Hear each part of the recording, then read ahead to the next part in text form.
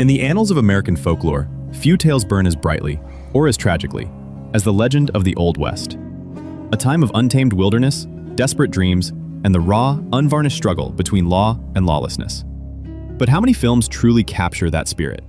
How many dare to delve into the grit, the glory, and the sheer, brutal poetry of a bygone era? Imagine a town, carved from the unforgiving Arizona desert, where the promise of silver lured men with gold dust in their eyes and blood on their hands. A place where fortunes were made and lost in the blink of an eye, and where the line between hero and villain blurred with every sunset. It was here, in this crucible of ambition and violence, that a name was etched into history, not just in the dusty earth, but in the very fabric of American myth, Tombstone. Today, we're not just reviewing a movie, we're revisiting a legend.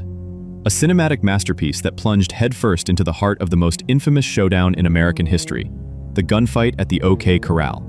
But this film, released in 1993, is more than just a historical reenactment. It's a vibrant, visceral explosion of character, conflict, and unforgettable lines that have echoed through generations. It's a film that, against all odds, captured the raw, simmering tension of a world on the brink, and delivered performances so electrifying they became the stuff of legend themselves. From the stoic resolve of Wyatt Earp to the flamboyant, deadly wit of Doc Holliday and the chilling menace of the Cowboys, Tombstone isn't just a Western, it's the Western for many. It's a film that understands the allure of the frontier, the weight of a badge, and the cost of vengeance. So, saddle up, because we're riding back to Tombstone to uncover why this film continues to hold its ground as one of the greatest Westerns ever made. Our story begins, as all good Westerns do, with a journey. Wyatt Earp, portrayed with a weary gravitas by Kurt Russell, arrives in Tombstone, Arizona, with his brothers Virgil and Morgan, seeking a quiet life, a chance to escape the shadow of his lawman past, and perhaps to strike it rich in the booming silver mines. Tombstone in the 1880s was a town of stark contrasts, a place of burgeoning wealth and rampant lawlessness, where saloons and gambling halls thrived alongside burgeoning businesses. But peace, as Wyatt soon discovers, is a luxury Tombstone cannot afford. The town is under the thumb of a ruthless outlaw gang known as the Cowboys, led by the charismatic but volatile Curly Bill Brocious, and featuring the chillingly intellectual Johnny Ringo. Their reign of terror, marked by cattle rustling, stagecoach robberies, and outright murder, creates an inescapable tension.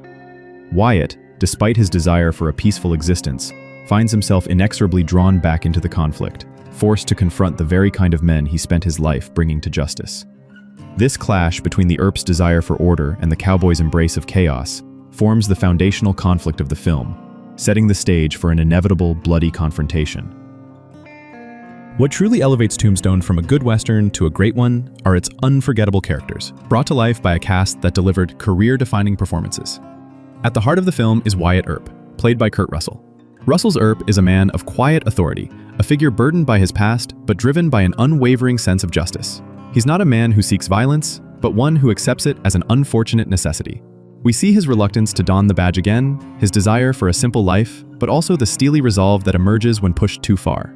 His transformation from a man seeking peace to a relentless avenger is one of the film's most compelling arcs. But if Wyatt Earp is the film's backbone, then Doc Holliday, brought to life with astonishing brilliance by Kilmer, is its flamboyant, beating heart. Kilmer's portrayal of the consumptive, quick-witted dentist-turned-gunslinger is nothing short of iconic. Doc is a man living on borrowed time, embracing his fate with a sardonic wit and a deadly precision. His loyalty to Wyatt is absolute, and their complex friendship forms the emotional core of the film. Every line delivered by Kilmer is a masterclass in understated charisma, from his playful banter to his chilling pronouncements. Perhaps the most famous example of Doc's razor-sharp intellect and deadly charm comes in his first encounter with Johnny Ringo at the Oriental Saloon. Their exchange, conducted entirely in Latin, is a brilliant display of intellectual sparring that quickly escalates into a thinly veiled threat. Doc's casual dismissal of Ringo's challenge, culminating in the legendary line, "I'm your huckleberry," is a moment of pure cinematic gold. It's a scene that perfectly encapsulates Doc's character, a man who is both a scholar and a killer, equally at home quoting Virgil as he is drawing a pistol. And then there are the Cowboys, led by the volatile Curly Bill Brocious and the terrifyingly intelligent Johnny Ringo. Michael Biehn's Ringo is a chilling antagonist, a man whose quiet intensity and nihilistic worldview make him far more dangerous than any common thug. His rivalry with Doc Holliday, fueled by a shared intellect and a mutual understanding of death, provides some of the film's most memorable confrontations. These aren't just faceless villains. They are charismatic, dangerous men who believe they are the true inheritors of the West, setting them on a collision course with the Earps.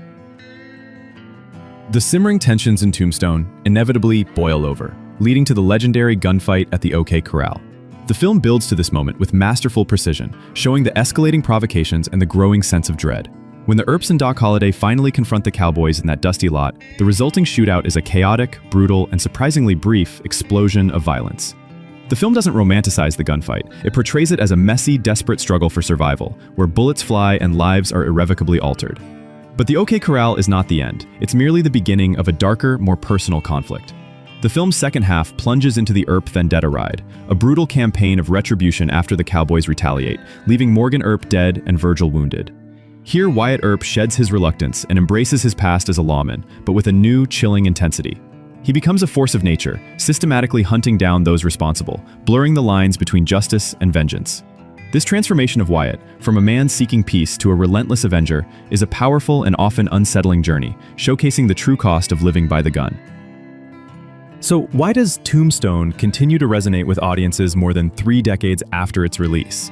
Part of its enduring appeal lies in its masterful blend of historical grit and Hollywood spectacle. While it takes creative liberties, the film captures the essence of the historical figures and the brutal realities of the era. It's a film that feels authentic, even in its most dramatic moments. Its quotability is legendary. Lines like, "I'm your huckleberry," "You're a daisy if you do," and "I have not yet begun to defile myself," have become ingrained in popular culture, a testament to the sharp, memorable dialogue. The film's influence can be seen in subsequent westerns and its continued presence in discussions about the genre. Ultimately, Tombstone endures because it taps into timeless themes: the struggle for justice in a lawless land, the unbreakable bonds of loyalty, the corrosive nature of vengeance, and the inevitable passing of an era. It's a film that celebrates the myth of the Old West, while simultaneously acknowledging its brutal realities. Tombstone isn't just a movie. It's a visceral, unforgettable experience. It's a film that brought the legends of Wyatt Earp and Doc Holliday roaring to life with a passion and intensity rarely seen in the genre. Its iconic performances, sharp dialogue, and thrilling action sequences have cemented its place as a modern Western classic. Whether you're a lifelong fan or discovering it for the first time, Tombstone offers a compelling journey into the heart of the American frontier. So, if you haven't seen it recently, or if you've never had the pleasure, I urge you to saddle up and ride back to Tombstone. You won't be disappointed. If you've seen Tombstone, what are your favorite moments from the film? Let us know in the comments below. And if you enjoyed this retrospective, be sure to like and subscribe to the Slow Dusk channel for more deep dives into the world of Western cinema. As always, this is Slow Dusk, signing off.